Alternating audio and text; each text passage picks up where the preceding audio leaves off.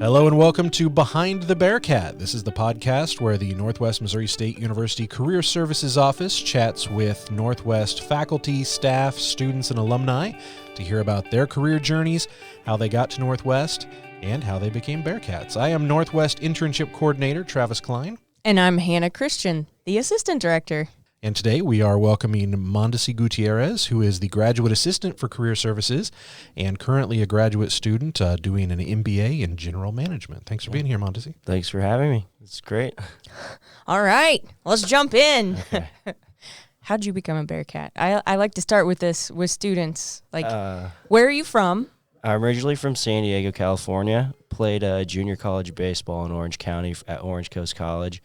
And then when my 2 years were up there, I had to find another school, and Northwest came with the scholarship that I couldn't pass down. So Gotcha. That's how I got here. All right, so How- baseball. How was the move from California and San Diego, which has been worldwide, like perfect weather, San Diego? It was 5 to degrees Northwest this morning. Yes. It was a big jump. Being from San Diego, you don't see snow. So the first time I saw snow coming down, I was like, oh my goodness, this is going to be awesome. Then I quickly realized It's that not snow that is awesome. not that great. Yeah. Okay, so let's back it all the way up to your first job, Mondesi. So in San Diego, you grew up there all your life, or you lived in I San lived Diego till you in were a kid? Los Angeles Gotcha. for 7 years, and then my dad got a promotion, moved us down when I was about 8 in San Diego, so then I lived there ever since. So Gotcha. that's home for me. Okay, so what was your very first job? So it was paid, Okay. but it wasn't paid. Your parents didn't pay you. Those don't count for me. Those- Like parents paying. Yeah, like, we did own a deli, so since that's can't be one because the parents Well, paid. Yeah. That was like my first job, but I got paid in like sandwiches since it was a deli. So free So food. what were I you got. That's a doing pretty at good the deal, deli? yeah. What were you doing Um, at the deli? So we took over from a family friend, and we had to create our own base because people thought they were leaving and that it wouldn't be there. So we did a lot of marketing and a lot of handing out flyers, kind of being like solicitors, which I didn't understand Yeah. what that meant at the time. So I was like, I'm just gonna go in and drop off a flyer, and they're like, look at the sign. I was like, oh, so that's what it means. So they were paying you in sandwiches to be the solicitor. right? Yeah, and I didn't know what that word meant when I was about like 12. So Understandable. yeah, but other than that, we just kind of held out flyers, and then I just kept. I handed out food, made some sandwiches for people, and then made sure everything was kind of replenished in the freezer and all that stuff. Mhm. So Did you work anywhere else besides the deli? after the deli, once I got during high school, that was it. But then once I went to junior college, I realized you don't have like loans or anything, so I had to get a job, and they didn't give out scholarships in California, so I worked at Tilly's, the retail store, which I thought was like really awesome because I was 18, 19 years old working here, and I met a lot of owners of companies like Stance Socks and like different companies that were on the up and coming that would come to the store and display their product to us, and then corporate office was down the road, so they would come in with them and then see how it looked on the shelves and stuff. So Tilly's. So were you an associate, Yeah, just working on the associate, yeah. floor? Working on the floor, but I got to meet a lot of awesome owners because I always worked Friday mornings, and that's when they always had their meetings at like 8 o'clock in the morning when I'm getting the store prepped. So it was pretty cool. Huh. Yeah. All right, so junior college. So you're in high school. You're working at the deli. Did you always play baseball? Was that like Yeah. your thing? Yeah, baseball was my job until I realized it's not a job. So, yeah, I played baseball since I was 4, and that's what pretty much got me anywhere in my life, honestly. So it's kind of a gateway to my education because I come from a background of parents didn't finish college because they had me, and then they had to forced to go get jobs. And at the time, you could just do that. You could get a job and be stable for a little bit. But they always preached that education was the biggest thing. So playing baseball was kind of like my leeway because I was like an average student in the classroom, but I was kind of a little bit better in baseball since all my time was there. So baseball was my job at the time too. So what position did you play? I played shortstop and second base. But once I got to Northwest, I had a arm injury, so I was moved over to second base. Gotcha. But if I could go back, I'd be a shortstop. What's that process like as a student athlete? I always think of student athletes as always on a bus going somewhere and traveling all the time and not having much time to actually be a student. Is that what it's actually like? Here at Northwest, because the winters get bad, it was kind of like that. It was more of an athletic life, but you're doing all your studies on the road. For example, on Fridays, we left Friday afternoon, right when we ended our 4, 5, 6 hour bus ride. Everybody checked in their rooms, got their slice of pizza that was already ordered, and then we're in the lobby doing homework. So you're kind of just grinding away being the student part, but during season, you're more of an athlete, I'd say. You're focused on the season, but at the same time, trying to fit your schoolwork in where you can. Yeah, and it's a balance thing. So the whole balancing school and athletics is hard, but you get it after a while. You're a team, so you're kind of like a team on the field, but it's like also a team in the hotel lobbies doing homework and pushing each other to get like a good GPA. Do you all try and take similar classes so you can help each other, or is everybody doing their own thing? Luckily, our baseball team was a lot of business majors, so we were all in the same classes, I'd say. So if we needed help, someone was there to like kind of coach us through it or something. So it wasn't too tough, but it was definitely a little bit different than regular students on campus. Right. I think it'd be hard to make a relationship with a professor if you're never physically in their class. Yeah, which is and always have to be gone. Yeah, right? You got to get good at emailing. Yeah. So. That's a good professional skill to have. What about junior? How was junior college? I think a lot of students who come here and have a traditional 4-year experience, like what did you gain from going that route versus going straight to a Northwest or going straight to a bigger school? Junior college, definitely, you have to grow up a little faster.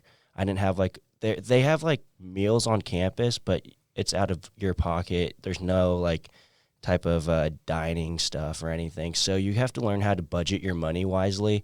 And since you don't have any loans, you're forced to get a job and your parents are giving you a little bit of money to put you on your feet. So you have, how I was at 18, I had to balance out rent, groceries, gas, and any extracurricular things I had to do.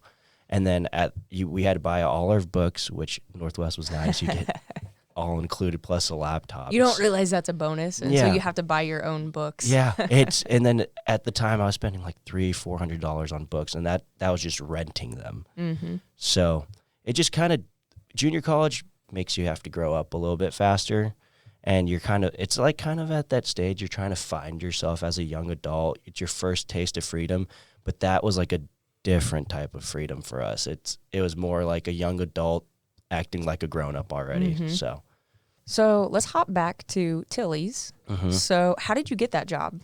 Did you go in and apply? Did you walk in? Like, what was your process for finding that? Actually, I was shopping there one day, and a girl that went to my high school who was going to a 4-year university around the area was working there and was leaving. And she's like, well, if you need a job, I can put in a good word. And so she did within the month, and I got it because I said my hours were like very open, anything to get inside the door. And then when we really did it, I figured out a way to balance everything out. So, what type of skills did you learn in that environment? I think a lot of students think that if they have a fast food job or if they have a retail job or if they have some kind of job like that, cleaning, I'm not gaining real skills that are going to help me in my career. Yeah. I think a lot of adults have that same misconception too, not just students. So. Yeah.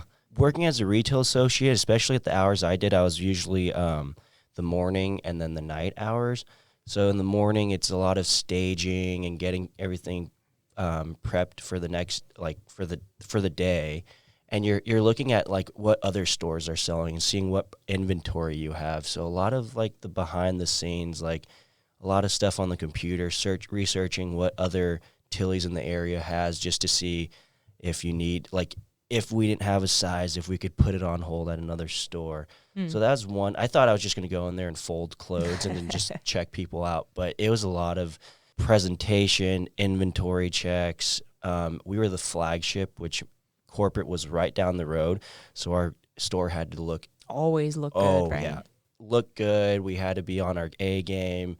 They'd shop in there and not tell you till they got to the register. Oh, I work at the corporate office. We were just seeing how it's going. And so it just taught me how to, like, I don't know, interact and be professional and do all the behind the scenes stuff. Okay, so Northwest found you. apparently, Yes, playing they did. baseball, right? Yeah. And said, hey, come play baseball for us. And you moved out here, Yep. right? So where were you at? So you were 2 years into your coursework, right? Yep. So tell me, when you came here and found yourself here as a student, what types of things surprised you? What other skills did you have to add? Did you fit in seamlessly? Just a few thoughts and questions there. Yeah. So to backtrack, Northwest, I was playing in the summer for a collegiate summer team in Clarinda, Iowa. So they came out and saw me, got me, and gave me a scholarship. But the host family I was living with her name's Nola Bond, and she was the VP of operations here, I want to say. It was VP of HR, and then she's changed. Shout out to Nola. Yeah, if shout she's out listening. Nola. Yeah, I hope she listens to this. But her and her husband, JJ, they knew Coach Lowe, and they knew it was my time to transfer, and they just offered, like texted Coach Lowe or emailed him and said, hey, we have a potential transfer if you guys want to come out and look, and then they did. And Bob Rice, the attorney in town, Bob, yeah. he was a big Clarinda A's Northwest baseball guy, and he would come and videotape my games. I'd be like, is this a coach? Is this like a school? Like, but he always apparently was giving feedback to coaches and stuff. He was just really helpful. He just a guy, like an ordinary fan, just helping people. So that's how everything kind of unfolded. But the breaking into Northwest was kind of easy. A lot of California kids on the team, to be exact. There's about 12 or 13 of us. And I learned that because the assistant coach is originally from California and does recruiting out there. So it was kind of a easy, like, transition. Yeah, transition. And just seeing everybody else that's done the winters and the 4 years, a lot of transfer students especially. So there was already a foundation here that was easy to mold into. What's the transition been like going from undergraduate student to graduate student? Ooh, a lot of reading. Graduate students And then you have to buy your textbooks again. Yes, you have to learn how to work your money again. But graduate students, professors hold you at a higher standard. They expect you to do your readings before class. Rather like an undergraduate, like the first day of class, it's kind of like the syllabus week. You're getting your feet wet and saying what the course is about.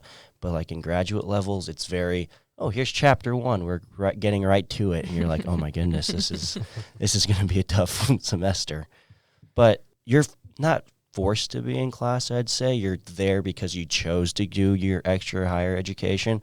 So you kind of like, it's more sentimental to you, like education and the knowledge you're going to get, because it does help in the long run to have your master's, I'd say. But it's more of, I want to learn this now. I want to learn it better and get a better grasp.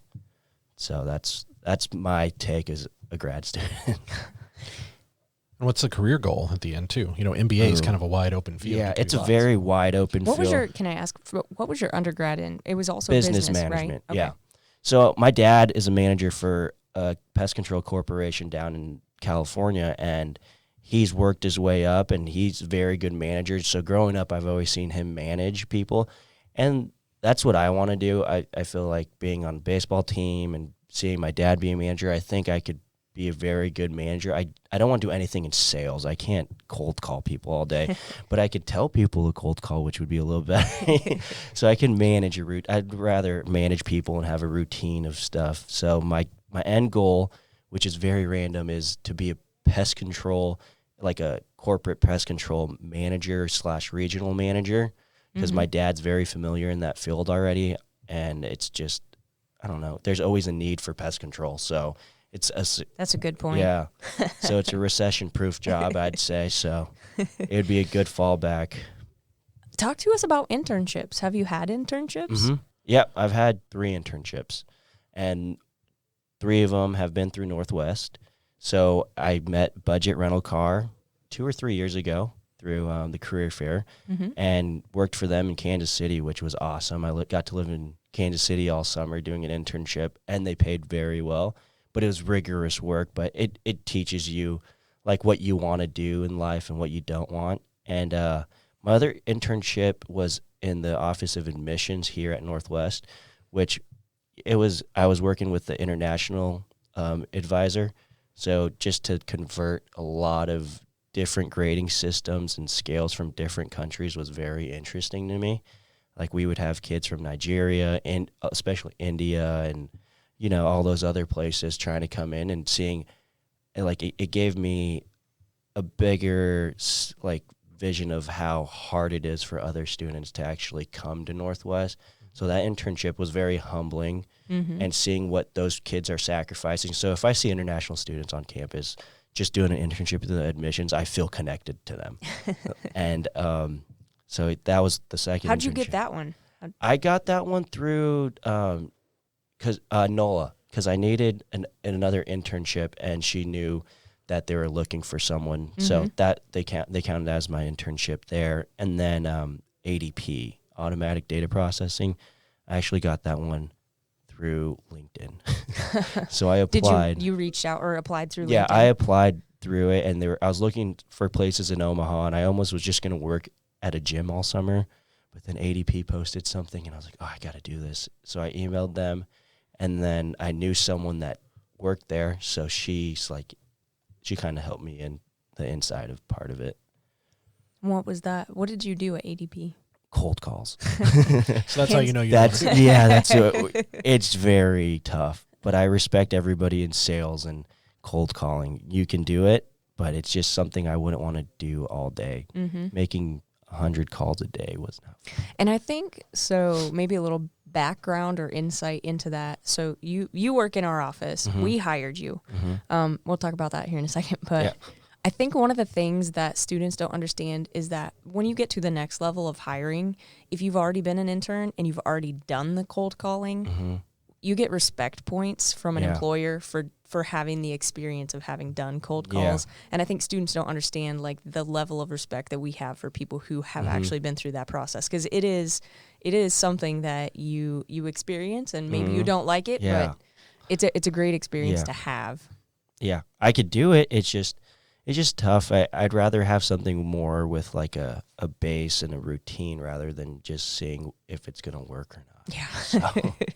All right. So let's talk about, how did you find the application to be a graduate assistant? What was your motivation to be a graduate assistant? What was your process for trying to be a GA? So I played baseball, and my baseball scholarship was covering up the difference on my tuition and fees.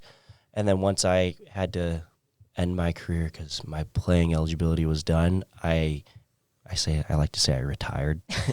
So I retired from the game.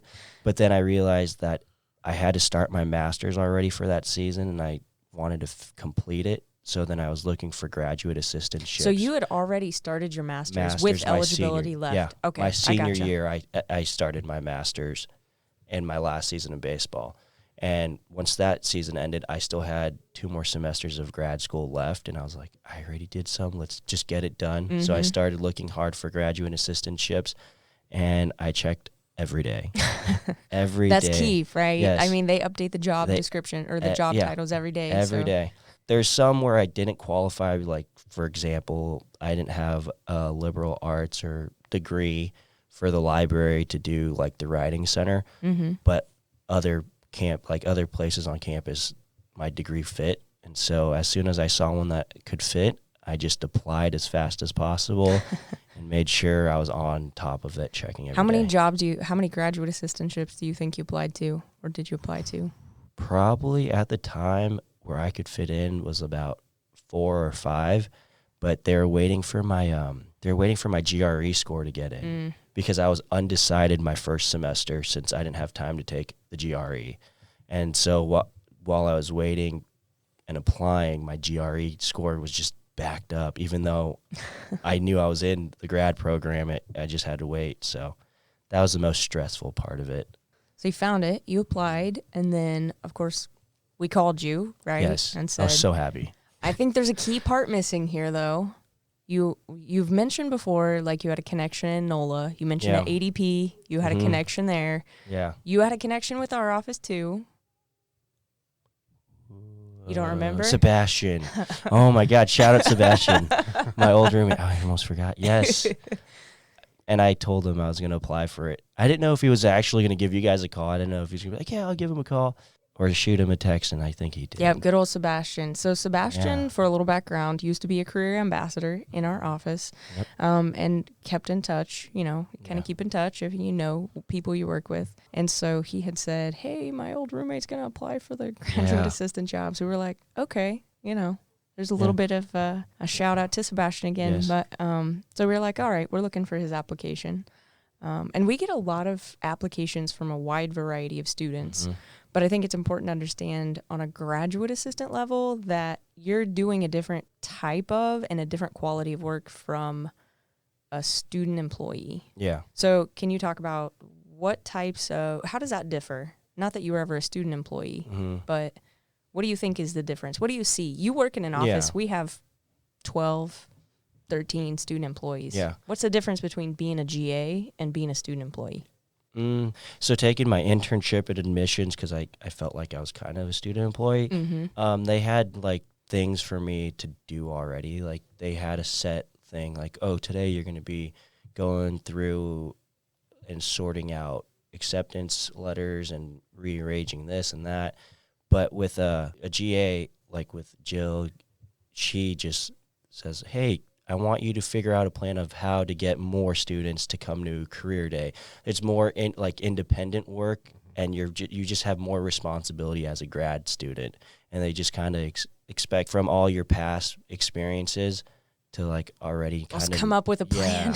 Yeah, kind of know how to set everything in place, which I think is really fun. I like having the freedom to like figure things out, and I enjoy getting the email of like, hey, we trying to figure out how to get more students to come to these events. Mm-hmm. And putting your own thoughts on the paper and then showing them to the higher ups and then seeing And then having them shoot them down. yeah, shoot them down or accept some of them. I think that's cool because then I just feel like at my office that my work there is actually like necessary for you guys to like work the office. I don't know how to say that. Yeah. And we treat our GA like basically another full-time staff member out of necessity, but I think that is a good experience for you as well.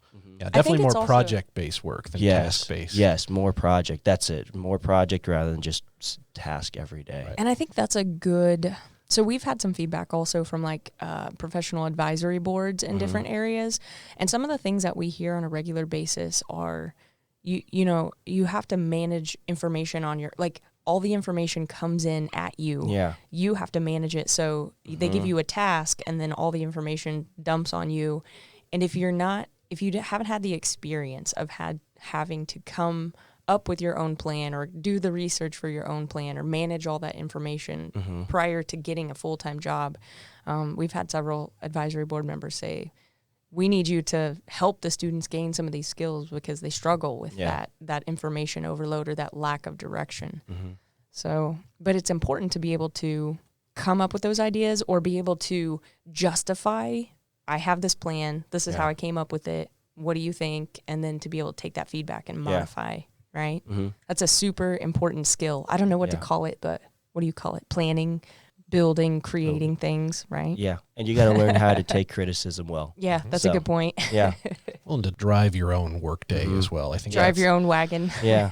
Sometimes when you have to give somebody task by task by task, it's just, I'll just do it. It's just easier for me to just take care of it than to explain it in detail and then have you do it and then go through it with you again afterwards. So I think it's good to know those skills of how to self-motivate and kind of self-push yourself through everything. So what's the most surprising thing you learned working in the career services office thus far? A lot. Just the fact of how much preparation goes into every event you guys put on. Because being a student before I was a GA, I was like, oh, they probably just made this up last week and got people. But being the GA and seeing and working with you guys, I just see how much preparation and time and money you guys put into every event. And I think students need to cherish that a little bit and show up because you guys do a lot of work for this. So it's like getting an internship through you guys was very nice for me, and I appreciate it very much. Yeah, sure. So what are your next steps? So you graduate in the spring, correct? In May. In May. Right? If all barring you things go pass well. all your classes. So how are you, maybe this put you on a spot a little bit, hold you a little accountable. So how are you preparing for your job search or for your, you're going to graduate, your next steps? Yep. Well, I am applying San Diego, places, and Kansas City, and I'm hoping by March, if I don't have a good, I've had interviews and stuff, but there's kind of jobs that I'm just not interested in. They didn't respect me as a person. They're just more to fill in roles. But I got to figure out where I want to be, San Diego or Kansas City for a little bit. And right now it's more Kansas City since it's more affordable, I'd say. And I don't want to move in with my mom and dad. Sorry, mom and dad. But I'm just doing a lot of job searching, a lot of applications. Do you keep track of, do you have anything to keep track of, or are you just kind of going through, one by one, finding things, applying? I have two categories. One is online where I'm searching, and the second category is who people reference, like family, friends around this area, or just friends I've made throughout the years that I've already been working at places. I put those aside those are okay, if anything were to happen and I needed a job, I have who could I call the connections. Gotcha. And connections is very big. Very Sounds huge. like that's been successful for you Yes, thus far. I've realized that. So those are my two categories: the online jobs I find and apply for, and the ones that people have referenced me for. So any final tips and tricks? We always kind of ask for some advice. If someone is listening, what can they take and apply in their own life? Just go for it. Honestly, I decided to move out of my house and then go to a junior college, and I realized how to become an adult. And then I came to Northwest not knowing anybody, so far from home, had to be by myself. But if you just go for some things in your life, you're young once, and I'm learning that the hard way. But just do it. Just go for it. Go do something. If something's calling you, if say you live in Missouri and something's calling you in LA and you don't know what it is, just go try it out, because then you can always come back home. Yep. That's how I see it. Just do it. Good advice. Yes, excellent. Well, thank you so much. Yeah. Awesome. Thanks Thank for you, having Mondesi. me. All right. Well, that will do it for another Behind the Bearcat, and we'll talk to you next time. Hey guys, we hope you enjoyed that episode. Don't forget to follow on your podcast platform of choice and on YouTube. Also, click the little notification bell on YouTube so you never miss an upload. And you can follow us on social media on Twitter, Instagram, and we have a LinkedIn page.